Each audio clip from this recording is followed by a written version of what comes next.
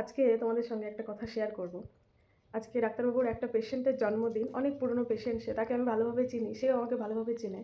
তার আজকে জন্মদিন, তো সে জন্মদিনের খুশিতে এই রসগোল্লা পাঠিয়েছে মানে বাড়িতে নিয়ে যাওয়ার জন্য, যে ডাক্তারবাবু এটা আপনি বাড়িতে নিয়ে যান। সে কিছু না কিছু পাঠায় তার জন্মদিনে। তো তাকে জন্মদিনের অনেক অনেক শুভেচ্ছা, সে ভালো থাকুক, এটাই ঈশ্বরের কাছে প্রার্থনা করি। আর অনেকে অনেক কিছু পাঠায়। আমি এই বিয়ের পর থেকে দেখছি এই 1.5 বছরে ডাক্তারবাবুর যারা অনেক ক্লোজ পেশেন্ট, অনেক পুরনো পেশেন্ট, তারা অনেকেই অনেক কিছু পাঠায়।